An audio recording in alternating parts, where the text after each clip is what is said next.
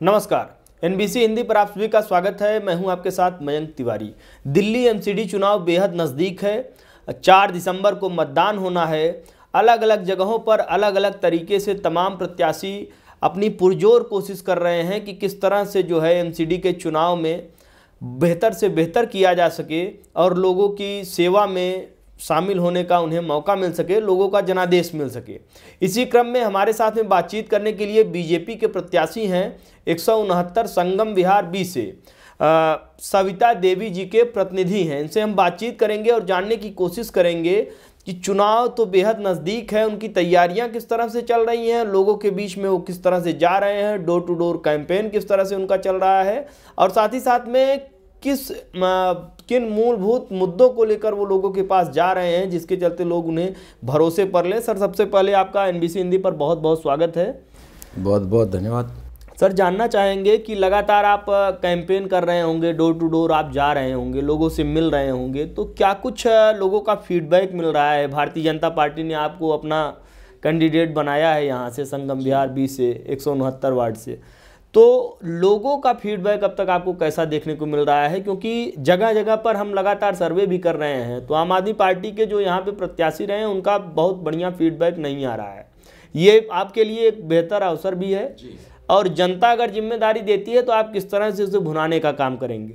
जी देखिए, जैसे आपने एक बात कही है कि फीडबैक जनता के मन की आवाज़ होती है जी। उसके मन की भावना होती है जी। और कहीं ना कहीं जनता के मन में जो बातें होती हैं मीडिया के माध्यम से जब आप बात करते हैं तो बाहर निकल के आती है जी। और उसको फिर आप मीडिया के माध्यम से लोगों तक पहुंचाने का काम करते हैं। आप बिल्कुल सही कह रहे हैं कि इस वार्ड में पिछले 5 साल से आम आदमी पार्टी के पार्षद थे जी।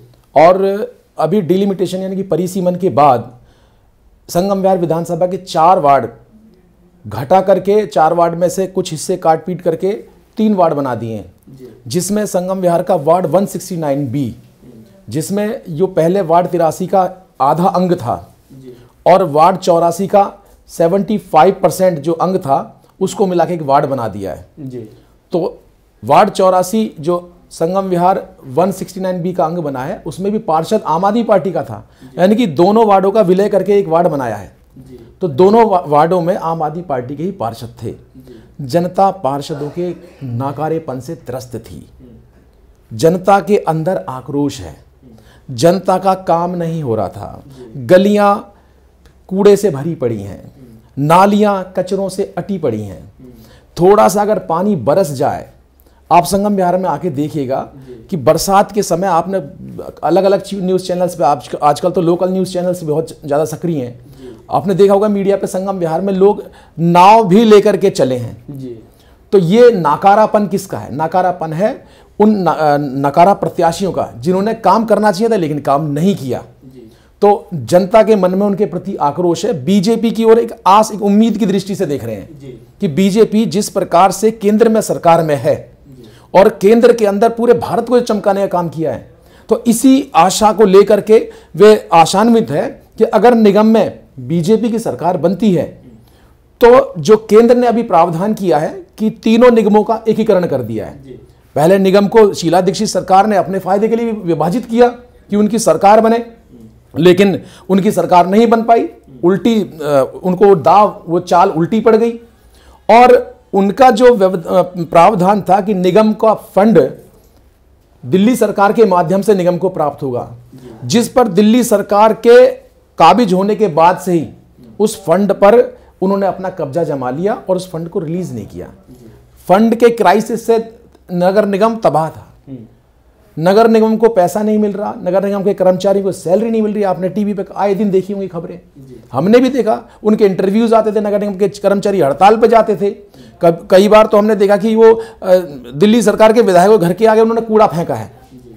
तो अब जो केंद्र की सरकार ने प्रावधान किया है, इन तीनों निगमों का एकीकरण किया है और आने वाले समय में नगर निगम के एकीकरण के बाद की जो प्रक्रिया है, केंद्र सरकार के कानून लेके आएगी कि नगर निगम का वित्त पोषण जो दिल्ली सरकार के अधीन है, वो दिल्ली सरकार रिलीज करे ना करे उससे उसका कोई लेना देना नहीं होगा, लेकिन केंद्र भी निगम को वित्त पोषण करेगा, केंद्र भी निगम को बजट दे पाएगा ऐसा प्रावधान किया जाएगा जिससे निगम का वित्त पोषण हो सके और उस बजट से, उस फंड से दिल्ली को चमकाने का काम जैसे केंद्र की मोदी सरकार ने किया है, इसी प्रकार नगर निगम का भी काम केंद्र की सरकार के बजट के माध्यम से चमकाने का किया जाएगा। और मैं निश्चित रूप से कह सकता हूं, दावे के साथ कह सकता हूं, जिन केजरीवाल साहब ने 2013 में दिल्ली को पेरिस बनाने का वादा करके, लोगों को रेवड़ियां बांट बांट करके, लोक लुभावन वादे दे दे करके, उनसे उनका कीमती वोट लेकर के आज सत्ता पे काबिज हो गए हैं।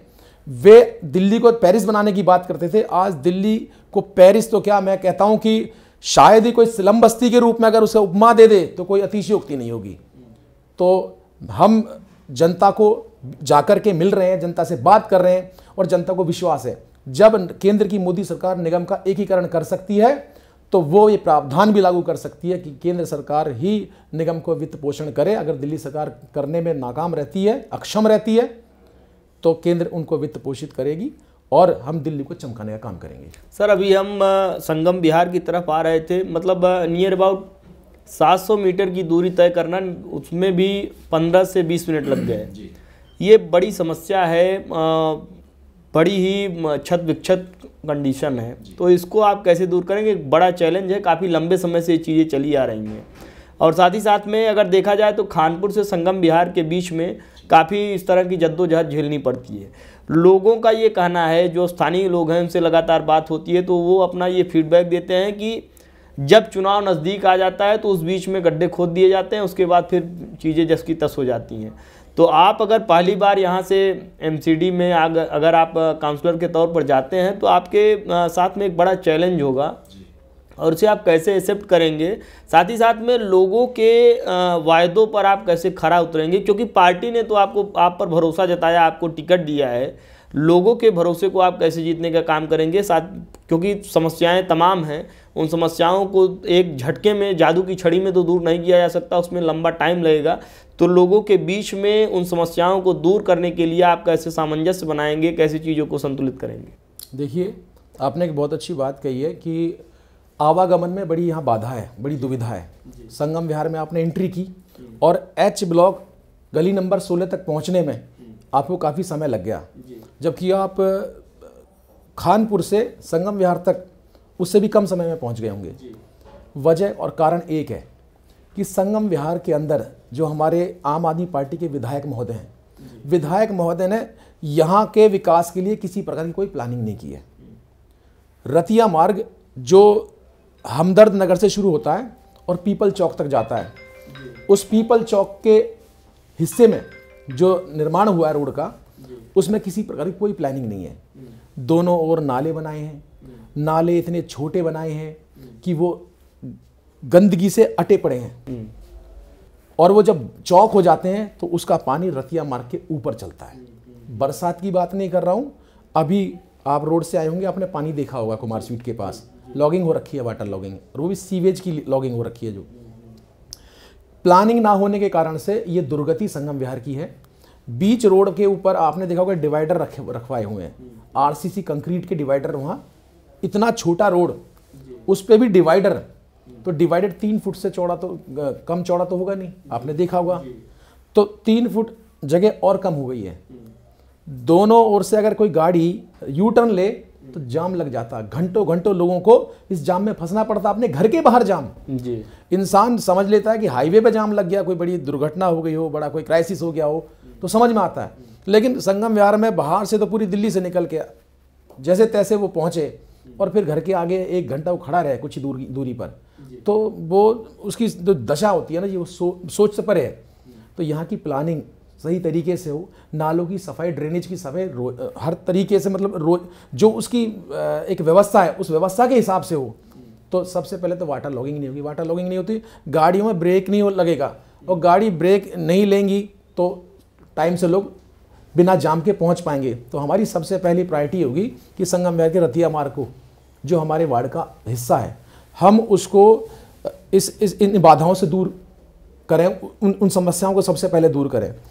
आए दिन समय पर उन नालों की नियमित सफाई हो, जिसकी वजह से वाटर लॉगिंग ना हो पाए, और जो बीच रोड के ऊपर डिवाइडर बनाए गए हैं जो जिनका कोई उपयोग नहीं है, जो लोगों को परेशानी का कारण बन रहे हैं, आपने देखा होगा बैरिकेड्स लगा देते हैं पुलिस वाले और उसके ऊपर उसके बाद वो छोड़ देते हैं, उससे लोगों को बड़ी दिक्कत होती है, हाई कोर्ट ने संज्ञान लिया है। लेकिन संगम विहार के अंदर बैरिकेड का ही काम कर रहे हैं, ये डिवाइडर बैरिकेड का काम कर रहे हैं। इन बैरिकेडों को सबसे पहले हम इन बैरिकेडों को हटाएंगे। इसके लिए चाहे हमें ट्रैफिक पुलिस से मिलना पड़े, चाहे लोकल पुलिस से मिलना पड़े, और चाहे हमें एमसीडी की लोकल बॉडी से बात करनी पड़े, इनको सबसे पहले हटाया जाएगा ताकि यातायात के आवागमन में बाधा ना बने। और दूसरा, जिस वाटर लॉगिंग की वजह से अच्छा खासा चलता हुआ स्मूथ ट्रैफिक रुक जाता है, जाम का कारण बनता है, वो वाटर लॉगिंग ही ना हो पाए। हमारा सबसे पहला काम यातायात के आवागमन को सुगम और सुचारू बनाने के लिए ये रहेगा। जी, चलिए, सड़कों की बात हो गई, शिक्षा और स्वास्थ्य की बात कर लेते हैं सर, क्योंकि ये भी मूलभूत समस्याएं हैं और कहीं ना कहीं आपका कार्यक्षेत्र इसके इर्द गिर्द घूमता है। तो शिक्षा और स्वास्थ्य को मुख्य रूप से विकास की मुख्य धारा से जोड़ा जा सके, ज़मीन पर उतारा जा सके, जो अंतिम व्यक्ति है उन तक वो चीज़ें पहुंचाई जा सके, शिक्षा और स्वास्थ्य का समुचित लाभ उनको मिल सके, उसके लिए आप लोग किस तरह से प्लानिंग करेंगे? क्योंकि भारतीय जनता पार्टी कहीं कहीं अगर देखा जाए तो सब सारी चीज़ें बहुत ही सिस्टम से करती है, तो आप उसको किस तरह से फॉलो करेंगे? और साथ ही साथ में एक बड़ा चैलेंज है शिक्षा और स्वास्थ्य को अंतिम व्यक्ति तक पहुँचाना, किस तरह से आप इसे एक्सेप्ट करेंगे? देखिए, शिक्षा व्यक्ति के निर्माण का महत्वपूर्ण अंग है। व्यक्ति निर्माण में अगर शिक्षा को निकाल दिया जाए तो व्यक्ति का निर्माण नहीं हो सकता, वो राष्ट्र की धरोहर नहीं बन सकता। शिक्षा बहुत महत्वपूर्ण विषय है। और ये भी आप मानेंगे कि प्राथमिक शिक्षा निगम के माध्यम से जो स्कूल चल रहे हैं उनके माध्यम से गरीब लोगों को मिल पाती है। अमीर बच्चे हैं वो प्राइवेट स्कूलों में पढ़ते हैं। सर, एक चीज़ रोकना चाहूँगा, डिप्टी सीएम यहाँ के लगातार जो है दावा करते हैं मनीष सिसोदिया जी की सरकारी स्कूलों में बड़ी बढ़िया सुविधाएं है, बहुत सारी चीज़ें, लेकिन हमने तमाम जगहों में देखी है सब एकदम अस्त व्यस्त पड़ा हुआ है मामला, बेंच पे धूलें पड़ी हैं, उसके बाद सब टूटा फूटा पड़ा है।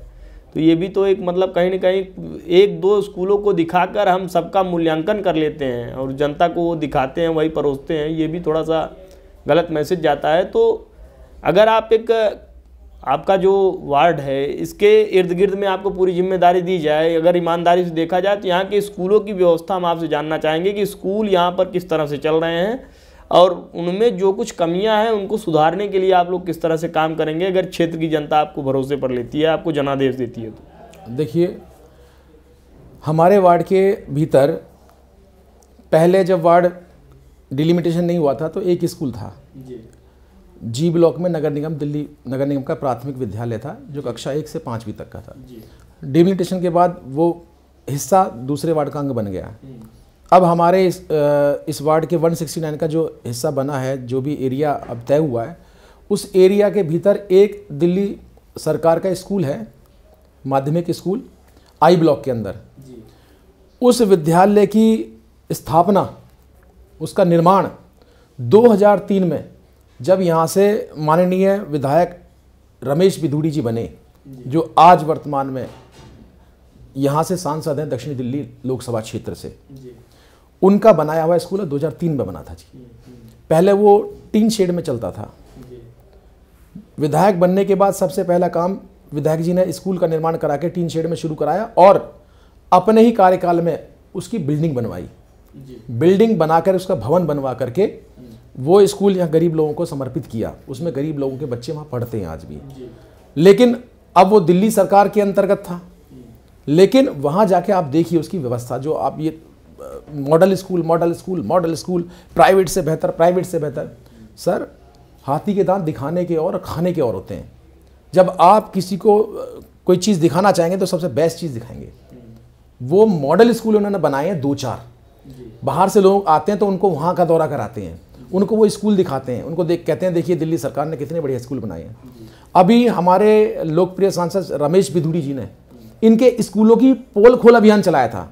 स्कूलों की पोलें खोली, वो खुद गए, मीडिया कर्मी भी साथ थे और खुद उन्होंने जाकर के उनको दिखाया, वहाँ के टॉयलेट्स दिखाए, वहाँ की बेंचेस दिखाई, वहाँ के रूम्स दिखाए, वहाँ ड्रिंकिंग वाटर की क्या व्यवस्था वो दिखाई।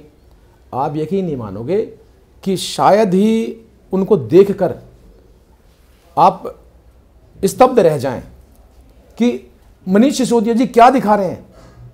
वो स्कूल, वो मॉडल अलग है एकदम, उसको वीआईपी टाइप से उन्होंने बनाया हुआ है, लेकिन वो सिर्फ दिखाने का है।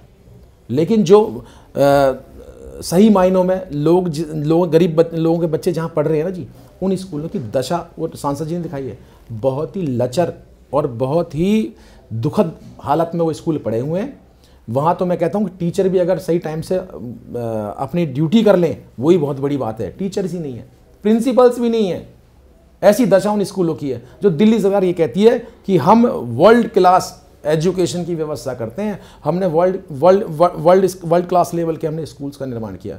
तो देखिए ये उनकी कहने की बात, लोक लुभावन बातें, लोक लुभावन वादे करने में बड़े माहिर हैं, वो बड़े माहिर हैं, लेकिन सच्चाई से अवगत कराना आपका काम है। मीडिया ने भी देख करके कई पोले खोली है, खूब दिखाती है मीडिया, दिखा रही है ना जी, आपने भी देखा ना। तो ये सब झूठ है, फरेब है, कहीं कुछ भी नहीं है। और हम केंद्र की मोदी सरकार, अभी आपने देखा कि केंद्र के जितने भी विद्यालय हैं, केंद्रीय विद्यालय, उनका एजुकेशन का जो आप स्तर देखेंगे वो दिल्ली सरकार के विद्यालयों से लाख गुना बेहतर है।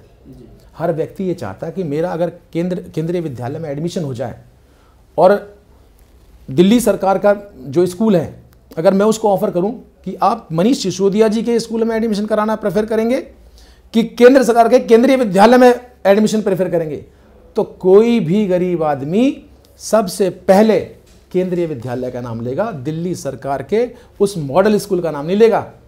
तो इसी से पता चल जाता है, प्रमाणित हो जाता है कि केंद्र के जो विद्यालय हैं, केंद्र सरकार का जो काम है वो बोलता है, लेकिन दिल्ली सरकार का जो काम है, दिल्ली सरकार के जो मंत्री हैं वो काम का ढिंडोरा पीटते हैं। तो दोनों में बहुत फर्क है। और निश्चित रूप से केंद्र की मोदी सरकार ने जो काम केंद्र में किया है वो नगर निगम में भी होगा और केंद्र के माध्यम से होगा। बस इस पर विश्वास करने की देर है और जनता विश्वास कर रही है। और आने वाले समय में आप देखिएगा जनता परिवर्तन लेके आएगी। इस वार्ड से भारतीय जनता पार्टी का उम्मीदवार बहुमत से विजयी होगा और सबसे पहले प्राथमिक रूप से इन विद्यालयों का सुधारीकरण किया जाएगा। जिनको ये वर्ल्ड क्लास बताते हैं वो टैग जो है ये वर्ल्ड क्लास का लगा करके, जो कहते हैं पैकेट के अंदर सामान कुछ है दिखाते कुछ है, उसकी पैकेजिंग इतनी अच्छी करते हैं लेकिन अंदर क्या है वो खोलने के बाद पता चलता है। तो आप दौरा करिएगा, जाके देखिएगा एक बार, और उसके बाद जब हमारी यहाँ नगर निगम में हमारी सरकार बनेगी, हमारा मेयर होगा, और उसके बाद फिर आप 5 साल बाद आके देखिएगा कि उस स्कूल के भीतर कितना परिवर्तन आपको देखने को मिला। उसके बाद आप हमारी रेटिंग कर दीजिएगा। जी सर, एक चीज़ और जानना चाहेंगे, जब तक टिकट का अनाउंसमेंट नहीं हुआ था तब तक क्या आपको लग रहा था कि भारतीय जनता पार्टी आपको भरोसे पर लेगी, या आपने किस स्तर पर काम किया था, आपके कामकाज का क्या कुछ विश्लेषण रहा जिसके आधार पर पार्टी ने आपको परखा, जाना, समझा और आपको जो है जिम्मेदारी दी? ये चीज़ हम जानना चाहेंगे, क्योंकि तमाम प्रत्याशी रहे होंगे, तमाम कैंडिडेट्स रहे होंगे जो लाइन में लगे होंगे कि हमको टिकट मिल जाए, तो उनको जिम्मेदारी न देकर आपको जिम्मेदारी दी गई, तो उसके पीछे की क्या कुछ वजह रही? देखिए, ये तो भारतीय जनता पार्टी में मुझसे भी ज्येष्ठ श्रेष्ठ कार्यकर्ता हैं जी। और कार्यकर्ता सभी बेहतर होते हैं, अच्छे होते हैं जी। सभी कार्यकर्ताओं की अपनी अपनी विशेषताएं होती हैं, लेकिन भारतीय जनता पार्टी की भी अपनी एक विशेषता है, पार्टी विद द डिफरेंस। और पार्टी कोई निर्णय लेती है तो वो पार्टी का निर्णय होता है, वो एक सामूहिक निर्णय होता है, किसी व्यक्ति विशेष का निर्णय नहीं होता। हमारी पार्टी की सबसे खासियत और अच्छी बात ये है, बाकी पार्टियां हैं व्यक्तिवादी पार्टियां हैं, एक ही व्यक्ति का वहाँ निर्णय चलता है, एक ही व्यक्ति डिसाइड करता है। पार्टी फिर भी आपके कामकाज का मूल्यांकन की होगी कि आपने जो है कोरोना काल में क्या कुछ किया, इसके पहले आपने क्या कुछ किया, उसके आधार पर आपको टिकट मिला होगा। देखिए, कोरोना काल की बात कर रहे हैं क्योंकि ये जनसेवा के काम है। कोरोना काल ही नहीं, इससे पूर्व में भी जो भी जनसेवा के काम है हम लगातार करते आ रहे हैं, पार्टी के माध्यम से, पार्टी के मंच के माध्यम से। हम 1998 से भारतीय जनता पार्टी के सक्रिय कार्यकर्ता के रूप में काम करते आ रहे हैं। 98 से लेकर के आज 2022 में पार्टी ने हमें अवसर दिया है, तो लगातार निरंतर और निर्बाध रूप से, नियमित रूप से हमने जो जनसेवा के काम पार्टी के माध्यम से किए, कहीं ना कहीं पार्टी ने उनको रिकॉग्नाइज किया है। चाहे वो कोरोना के कालखंड में लोगों की सेवा करना, उनके घर जाकर के राशन पहुंचाना, उनको दवाइयाँ वितरित करना, और यहाँ तक कि इस कोरोना के कालखंड में जहाँ लोग घर से बाहर निकलने में कतरा रहे थे, हमने लोगों के लिए ब्लड डोनेशन के तो हमने ना जाने कितने कैंप चलाए हैं, लेकिन हमने प्लाज्मा तक दान किया है लोगों को। तो पार्टी देखती है, समझती है और विश्वास जताती है। तो पार्टी ने उन सब जनसेवा कार्य को ध्यान में रखते हुए टिकट दिया है, निर्णय लिया है कि भाई ये कार्यकर्ता इतने समय से काम कर रहे हैं पार्टी के लिए और जनता से जुड़े हुए हैं, लोगों का इनको समर्थन प्राप्त है। तो पार्टी ने जो निर्णय लिया ये पार्टी का निर्णय है और इसमें मेरी कोई अधिक और अनोखी विशेषताएं मैं उनका बखान करूं तो अतिशयोक्ति होगी। और लेकिन मैंने निरंतर जनता की सेवा का काम किया है तो उसका पारितोषिक मुझे टिकट के रूप में मिला है। ये अवसर मैं इसको अवसर के रूप में लेता हूँ जी। यानी जमीन से जुड़े हैं आप और आपने जो बन पड़ा वो किया, पार्टी ने समझा आपको टिकट दिया जी। सर एक चीज़ और जानना चाहेंगे, हमारा अंतिम सवाल यही है कि अगर जनता आपको भरोसे पर मान लीजिए ले ली, आप यहाँ से काउंसलर बन के आए, तो क्या कुछ 5 साल में आप क्या कुछ अपना जो है मान के चल रहे हैं कि इन 5 सालों में हम ये चीज़ें बदल देंगे, ये व्यवस्थाएं हम बदल देंगे, इसका हम कायाकल्प कर देंगे? 5 साल का समय है तो निश्चित रूप से चीज़ें कुछ न कुछ तो हो ही सकती हैं। सारी व्यवस्था नहीं बदल सकती है लेकिन फिर भी बहुत कुछ बदलाव हो सकता है अगर उस आधार पर देखा जाए। तो 5 साल के कामकाज में आप क्या कुछ एजेंडा लेकर चल रहे हैं? आपने एक मैनिफेस्टो बनाया होगा, सब सारी चीज़ें, उसमें क्या कुछ आपकी मुख्य चीज़ें हैं जिसके जरिए आप लोगों के हित में काम करेंगे? देखिए, निगम का कार्यक्षेत्र एक सीमित दायरे में है और जितना निगम के क्षेत्राधिकार का विषय है उसमें उससे जुड़ी हुई जो समस्याएं हैं वो हमारे क्षेत्र में गंदगी की समस्या, गंदगी जनित बीमारियों की समस्या और हमारे क्षेत्र के अंदर जैसे आपने बताया कुछ समस्याएं एक दूसरे से जुड़ी हुई हैं। यातायात आवागमन में ट्रैफिक जैम की समस्या वो वाटर लॉगिंग की वजह से, वाटर लॉगिंग होती है मच्छर भी पैदा होंगे, मच्छर पैदा होंगे तो डेंगू भी होगा, मलेरिया भी होगा, चिकनगुनिया भी होगा। और आपने देखा है कि डेंगू के अंदर लोगों ने जान भी गंवाई है, मलेरिया में लोग जान भी गंवा रहे हैं। तो लोगों का स्वास्थ्य भी ठीक रहे, लोग साफ़ सुथरे माहौल में रहें और साफ़ सुथरा माहौल, साफ़ सुथरा पर्यावरण बच्चों के और लोगों के मानसिक विकास के लिए, शारीरिक विकास के लिए भी अच्छा है। तो हमारी सबसे बड़ी प्रायोरिटी है स्वच्छता। हम स्वच्छता को लेकर के चल रहे हैं ताकि स्वच्छ अगर भारत रहेगा तो लोग स्वस्थ भी रहेंगे। स्वास्थ्य स्वच्छता से जुड़ा हुआ है। तो अगर हम स्वच्छता पे ध्यान देंगे, फोकस करेंगे और इसको हम प्राथमिकता में लेंगे तो स्वास्थ्य वाली समस्या अपने आप उसके साथ हल होती है। तो हमारा पहला प्राइमरी टारगेट स्वच्छता को लेकर के कि कोई भी गली गंदी ना रहे, कोई भी नाली भरी ना रहे और जहाँ भी नालियों के अंदर पानी बहता हो तो वहाँ समय से दवाइयों का छिड़काव हो ताकि मच्छर जनित बीमारियाँ ना हो। और निगम के अंतर्गत जो भी गली मोहल्ले हैं उनको नियमित रूप से साफ़ सफाई होती रहे। लोगों की जो आशा अपेक्षा है निगम की साफ़ सफाई व्यवस्था के लिए और ड्रेनेज की साफ़ सफाई की व्यवस्था के लिए और प्राइमरी एजुकेशन के लिए, उस पर हमारा पूरा फोकस रहने वाला। लेकिन सबसे पहला फोकस हमारा स्वच्छता को लेकर के है ताकि वातावरण साफ शुद्ध रहे और लोग स्वस्थ रहें और स्वस्थ वातावरण में ही स्वस्थ भारत का और स्वस्थ युवा पीढ़ी का निर्माण हो सकता है। सर आपने अपना व्यस्ततम समय निकाला, इसके लिए सर आपका बहुत बहुत आभार। धन्यवाद। तो ये थे हमारे साथ 169 संगम विहार बी के प्रत्याशी प्रतिनिधि, बीजेपी प्रत्याशी प्रतिनिधि, जिनका साफ तौर पर कहना है कि जनता अगर भरोसे पर लेती है, जनता इनको जनादेश देती है तो पूरी तरह से जनता के हितों के लिए समर्पित रहेंगे।